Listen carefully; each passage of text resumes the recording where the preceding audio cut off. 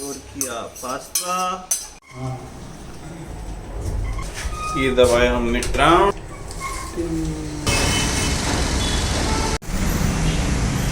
Let's go. So this is the BoosterJet, right? 1 liter BoosterJet. No, that's a 1 liter, 1.2 liter normal. Naturally aspirated only. Hello, welcome to another vlog, and today we're going to be driving, oops, it's not a top model.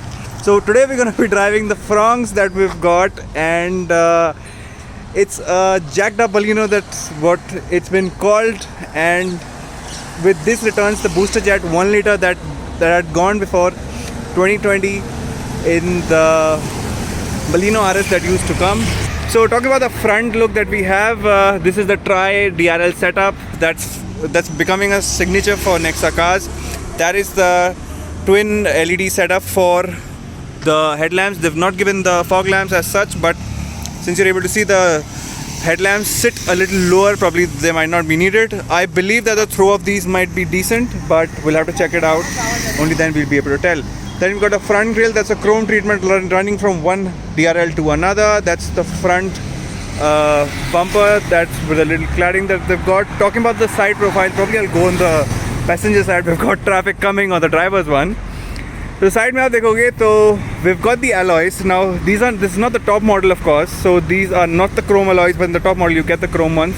These are blackened but still alloys. I like it. This is the Delta variant that they've got, so you will be able to see that they've given the disc brakes in the front and the drum brakes at the rear. The tire profile being let me check, why is it taking so much time? The tire profile being 195/60 R16s. That's a good tire profile. Talk about the cladding, there's a lot of cladding that's there.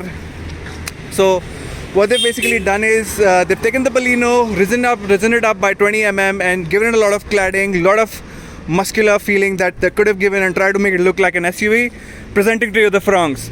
Now we talk about the ORVM that they've given. So Baleno comes up with a similar treatment of making the ORVM on the door panel instead of the window. The A pillar, the B pillar and the C pillar, you won't see much of a chrome treatment that's there. That's the fuel lid that has been given, the shark fin antenna, much of a spoiler that's been given. That is becoming a habit of how they treat the rear of the cars nowadays. Now this unit that they're able to see, I guess this whole lights up at night.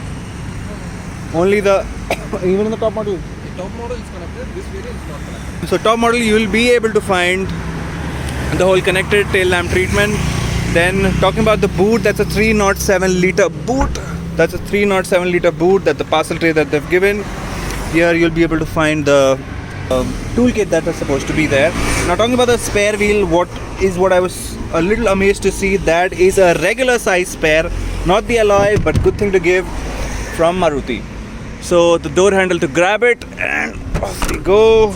Parking sensors that you're able to see, 4 of them here, a lot of bumper treatment to make it a little SUV-ish. Now talking about the interiors, let me get in first. So first things first, the door third is good. Like, it feels non-Maruti like, but trust me, it's good. You get a lot of hard plastics to go with, but the plastic quality feels good. This, although is a naturally aspirated engine, but even if you get the BoosterJet engine, is very silent on the inside. On the idle, you won't even feel that it's started. This is the automatic AC compartment. Probably just like Baleno, they give it everywhere. Okay, let me switch it off. This is not the standard unit that comes up. A bigger unit comes up, of course, in the top model that's there. There's the 2 cup holders. They don't give the 2 USB sockets like Hyundai or Kia does, but I guess this does the job. In the top model, you get a wireless charger. Then you've got the gear lever here. That's a Chintu-Mintu gear lever, but it's good to, do the job. And then you've got the manual parking brake, of course, with the drum brakes and the BoosterJet engine. It's a good thing to have. No armrest, but that's a sliding armrest that you'll be able to get in the top model. Now talking about the cluster that's there, this is not the whole digital unit that you're going to get. Even in the top model, this is going to be a little better. The center unit, or the information it gives, I guess it does the job. Everything comes up. Talking about this panel, you have got the traction control, that's for the automatic start stop. Surprisingly, they give the automatic start stop even in the Delta variant. That's a nice thing to do. So this you get the electrochromic mirror in the top model, and this, the headlights that you're able to see, even in the top model you don't get them for white light. No sunroof, guys, so I guess that might be a sad thing for many people, but no model gets it. But what I feel is this, the quality of this material could have been a little better. This feels a little cheap as compared to how the car is on the inside, like the top. And talking about these vanity mirrors, you get only one here, but if you go to the top model, you will get definitely two mirrors with two separate lights. Talking about the door, that's the door lever that is there. These are the same old switches that are there from what came up in the first generation of the switch command Maruti. So these are the door pockets that are there, same as what you get on the other side. Talking about the rear, I believe it's a little more spacious than how much is the Baleno, but I guess there's a similar treatment on the doors as they've given on the front. I guess what would be a better thing to do is to get going and take a test drive. So now we've got in the driving position. Let's put the seat belts and turn off the traction control that's there. Turns off in 3-4 times, but so now it's off. Got off in 3-4 times. Let's lower the blower a little. We've seen the roads at the rear, and let's give it some revs up until 5000 rpm, and a little wheel spin, and off it goes. So this is the naturally aspirated engine. Okay, we forgot one thing.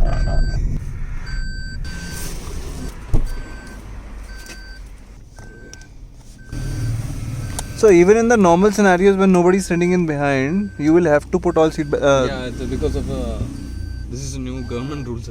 Production start from all the cars are like this. Oh. Revs until 5000 rpm, and off we go. A little wheel spin, and there we are. So this one is a naturally aspirated 1.2 liter engine, the same that comes up in the Baleno.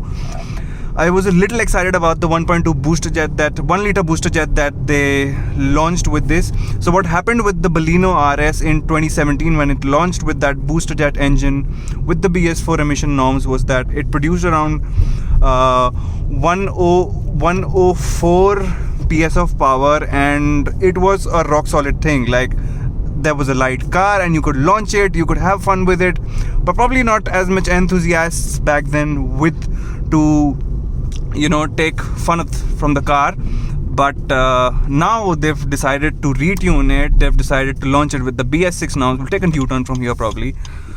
They decided to launch it again with the BS6 norms, and they've made a totally new car altogether. Now, since SUVs being in the trend, they've decided to launch it again.